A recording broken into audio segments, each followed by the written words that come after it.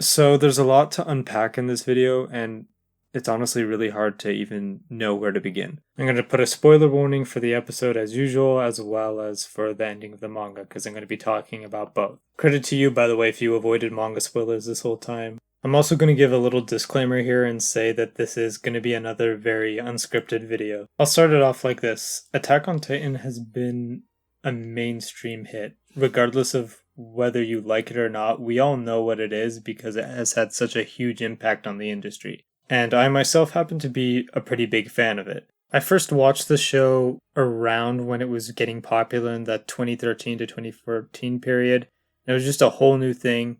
It was hard to avoid it, honestly. Even people I knew at the time who didn't really like anime or manga were getting into the show, and it was just everywhere. I liked the show when I first watched it, but it wasn't until I watched the later seasons a few years later that I really became a big fan, and I will still tell you to this day that it's at least in my top 5 series. It's one of those shows for me that with each season I just appreciated it more and more. Before I knew it, it became one of those things that you just become so obsessed with that you start thinking about every day, theorizing, or just getting hyped for the next episode or next season. Fun fact, it got me so invested and hooked that I was actually going to read a manga because I hadn't read many manga in spite of the fact that I had seen several anime before. I then ended up binging all the chapters that were available, which happened to be up until 138, the chapter right before the finale. Naturally, I was ready to read the final chapter, and when it came out,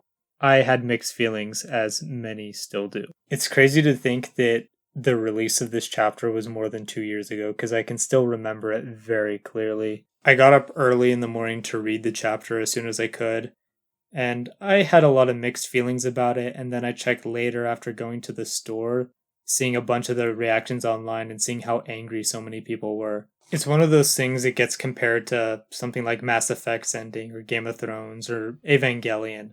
Just super controversial, and basically everyone and their dog had to post about it on YouTube or Twitter. Talking about the chapter itself and giving as much of an objective opinion as I possibly can, it's still very hard to do. Because while it did have some things that I think were actually very strong for a way to end the series, it also made some very bad decisions as well. I know there's a good handful of people that really hated this ending, and if I'm honest, the reasons they did I usually do not agree with. If you've watched any of my previous videos, you might have noticed that the first video I ever posted on here was about Attack on Titan. And the reason was, in big part, a response to people's reactions to the ending. Like I said, while I had many issues with it, the reasons cited often bothered me and seemed like it completely missed the mark and seemed like more of a misunderstanding of what Hajime Isayama was trying to get across. Aaron's character in particular is something that has really bothered me in a lot of discussion with other fans of the series. In all this time before the anime finished, there's been theories of something called AOE, an anime original ending. If I'm being honest here, going over AOE's story is basically painting the picture of all the problems I have with the people who said this ending was so bad in the first place. Which is not to say that I had, again, no problems with the ending, which I will get to in a second. But it is my opinion that the people who were big supporters of changing the ending to this do not understand this series at all.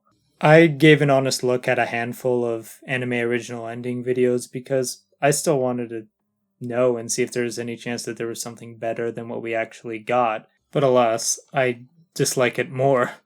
For those who are unaware of this popular AOE, anime original, ANR, or whatever it's called, the whole theory is that Isayama essentially gave a bad manga ending on purpose so then he could do it right in the anime. And it purposely parallels what happened in the manga in a lot of cases, having Eren complete the rumbling, still living at the end, and he essentially kills most of the Alliance. And it's confirmed later that he had a relationship with Historia, and he is the father of her child. There's more details that I would give here, but honestly, I'm not interested enough to hear them. I don't want to sound rude to people who thought this might be a good theory. I really don't. But again, the reason I bring this up is because this whole alternative ending that a good number of fans thought would be a good idea seems to go in line with kind of the Eren worship mentality that a lot of fans had at one point. As soon as Eren kind of showed his more evil side, some people viewed it as actually being good, and he was completely in the right in starting the rubbling and killing everyone outside of paradise. Which, if you talk to any fan of Attack on Titan, you're going to hear a lot of different opinions. Like, that's normal for a series that's so based on humanizing the enemy and seeing a lot of different perspectives. It's built around that. I'll keep the harping on the AoE people short, but I just want to make this clear that this is an example of why some of the discourse surrounding the ending has been so difficult, and also why I didn't make a video directly addressing the ending, because it always bothered me. Because the actual problems that I have with the ending more are about the amount of time dedicated to certain scenes and lack of explanation. Going to the infamous conversation between Eren and Armin right after his head is cut off by Mikasa, we see where a lot of the criticism for this chapter lies. The greatest sin of this chapter is, without a doubt, its character assassination of Eren, and to a certain degree Armin and Mikasa as well. The biggest thing for me is that Eren is not really criticized for his actions. Something that a lot of fans not too long ago would be upset at as well. Part of what makes that whole "thank you for becoming a mass murderer for our sake" line so bad is that it shows a betrayal of Armin's character and easily forgiving of Eren's and ignoring past events, making things feel unsatisfying. With that, and Eren's sudden confession of feelings for Mikasa, along with the reveal of Ymir's connection with Mikasa and how that would end the power of the Titans, it's going to feel like a lot of information and just not enough time, which is why I think the biggest problem with this chapter is that it's just too short. So short that I think Isayama overlooked aspects of some of his most important characters, his little main cast. I could go into more detail if I really could, but I do want to keep my comments on the chapter short. But there was also things that I liked upon first reading it, and actually still do. I think still everyone says that Levi scene is perfect, and I agree. It was a perfect send-off, and it was satisfying. And I actually don't hate the last panel showing Mikasa with the bird that people say is Eren. I genuinely thought it was a beautiful last panel, and I thought it was bittersweet and just very fitting for Attack on Titan. And then Isayama added a few extra pages about a month or two later, and I really don't like those. It just made things feel extra bleak and pointless to me. Now, with all that said, I was still anticipating the anime episodes that were left, but I knew that the very end was going to be controversial no matter what. For this whole 2 years and a half, there's been random moments where I'll just be walking around, doing my thing, and I would think about how Attack on Titan's anime would handle this ending. And I had hoped that it would add more. I didn't want it to do a total change like AoE or something else that was to service a certain group of people. But I also did like some parts of the ending. Like, I liked the Levi scene. I liked that Eren actually died. I thought it made total sense that somebody who had been shown to be corrupted and do a lot of bad things be finished off, in spite of the fact that I did care about him as a character. So although I was highly anticipating the end of this show that has become so huge and that I've watched since I was a teenager have a proper conclusion, I was also pretty nervous, because not only would a lot of people be unsatisfied with it, I wasn't sure I would be myself, because there were some pretty big issues, and while there were still some very strong aspects, the negative ones do still stick out like a sore thumb for me. But now that time has finally come where the anime is out. I've seen the ending. A bunch of you probably already have after all this time. It really has felt like a long journey, not just the fact that this show has been airing for 10 years, but also with the delays for season 4 or the final season and the way they've released it, which I understand why they did. I'm not trying to hate on MAPPA necessarily, because I think they've honestly done a great job.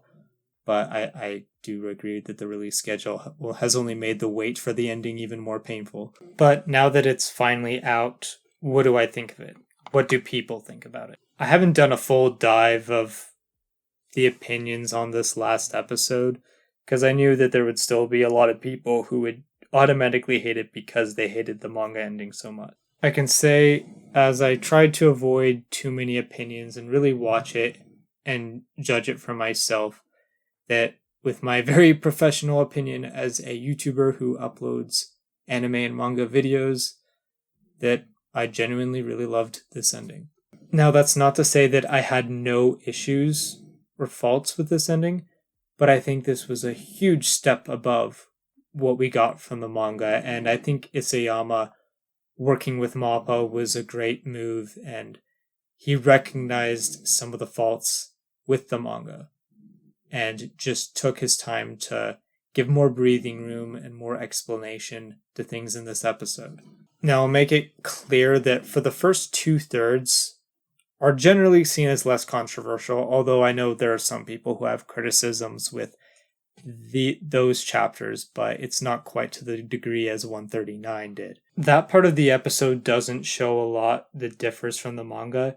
It's as soon as Eren is killed by Mikasa, and then we see Eren and Armin's conversation, we start to notice some differences. However, it's still faithful to the manga, but like I said, it adds more. I'm sure some people have already talked about it on YouTube and you've seen it in other places, but there was a lot more care into their conversation. There was more time. It honestly felt cathartic to me to watch this, especially after seeing so many jokes and memes about this scene in the manga. It just felt good to see it handled this way instead. Kind of like I mentioned earlier, a big problem with 139 is that Eren is let off scot-free, regardless of where you stand on if he was completely in the right or if he was wrong or whatever it is.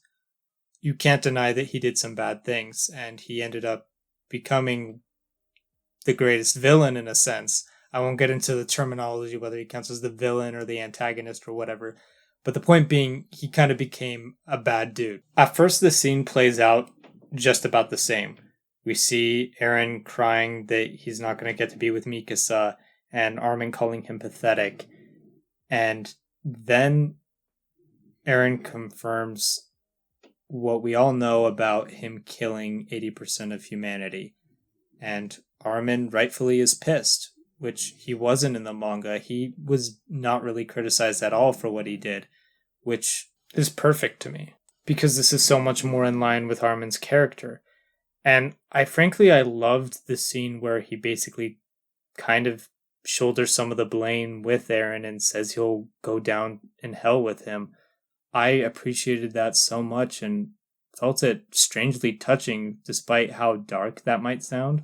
Because although that could look sad on Armin's point of view, it shows that he's grown a lot more as a character since the first episode, and I've always actually really appreciated his character and felt like this was something that was overlooked. I think also that this scene did a better job at portraying Eren as being broken and confused. In the manga, sure, it shows the same thing with him saying that he saw multiple different options for how this could have gone and that this was the best outcome, but I felt like the anime actually portrayed it better, and I liked the line where he said something to the effect of that this was determined and he just didn't know what else to do. And I know that there are people that are going to hate how it kind of doubled down on him having a more childish mentality, but that's always been Eren Yeager's character. although he has a change of demeanor in the 4th season, he still on the inside has a very childish mentality to things.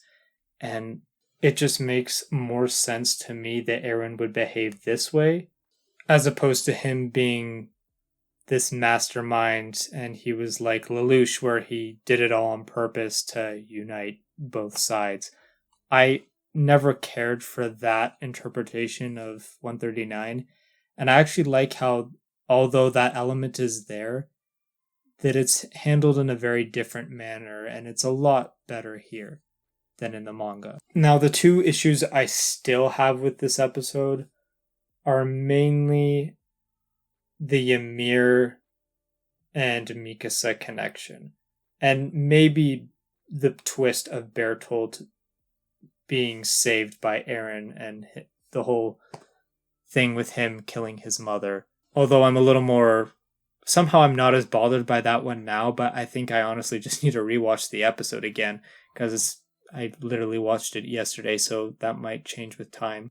A lot of people have said that this episode and also the last chapter of Attack on Titan both have a heavy emphasis on romance, and that there's this evil or dark love story element to Attack on Titan. I think some of those comments are a little exaggerated, but I understand what they mean, because it is true that the series has not primarily focused on romance. Hajime Isayama did not make this a romance story, and he also arguably does struggle a little bit with romance. I would actually go on a limb and say he does, because even like the Annie and Armin romance has been a bit of a questionable one to me, and Eren and Mikasa's relationship, I think that's only been displayed well, in the sense that it's a very will they, won't they situation that will probably not end pretty given the circumstances of this story. I think it's worth pointing out that I do think that Ymir's connection to Mikasa is very symbolic and very fitting, because we see Ymir is a slave, and her love for the king, although it is sudden, the information, the way it's presented in this episode and in the last chapter is very sudden. It does make sense that somebody who is put in that situation is taken advantage of. There's some people have made comments and said that Ymir was a whore and things like that, and I've always been extremely repulsed by those comments, because she clearly was in a bad situation and was taken advantage of and horribly affected by it, traumatized by it. Her life was not happy. So I've completely ignored that interpretation. That being said, its placement in Attack on Titan is difficult, because it is based on a type of unhealthy love or devotion to something. There's a direct parallel with how Mikasa feels about Eren.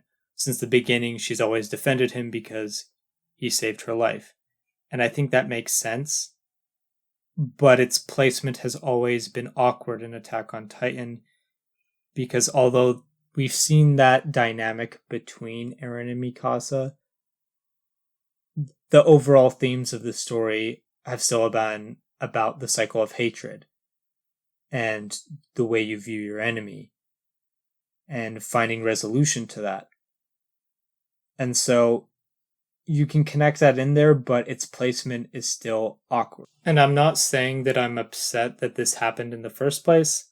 I'm just saying there'd be a better way to connect this throughout the story, potentially, but it would have to be weaved here and there. It would require some changes throughout the story.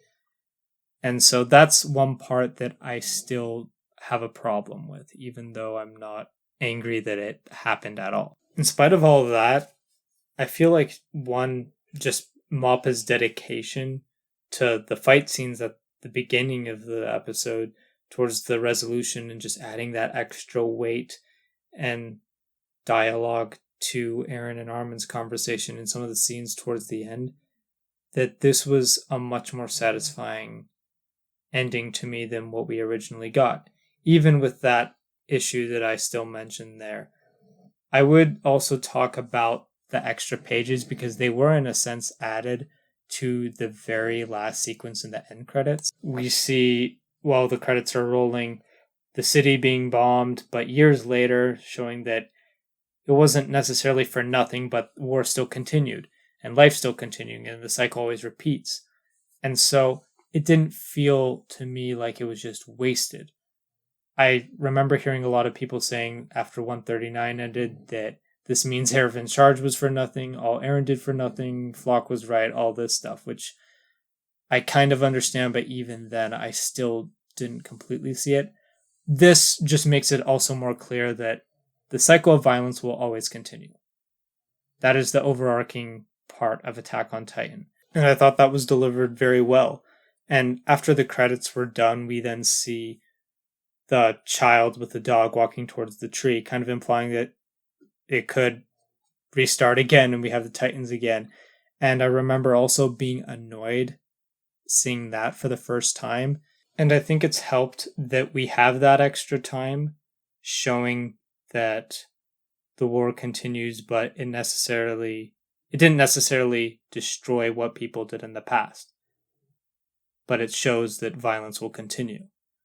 And so I think this is the best that they could have done. I'm not sure if I myself would have kept that scene in it, but I think this was the best outcome they could have done with that part as well. And those are kind of my main final thoughts about that ending controversial sequence, I should say, about the final episode. Overall, I loved the final episode a lot. If you haven't already watched it, I don't know why you watched this far into the video, but I definitely recommend checking it out. And especially if you had some qualms with the way that ending was, but wanted just a little more, this definitely delivers. I do think there's still a couple areas, but for me, this retains Attack on Titan's status as being one of the best anime out there. I know there are plenty of people who will disagree and say that it's overrated and it's always been overrated since 2013 or whatever, but I just can't agree.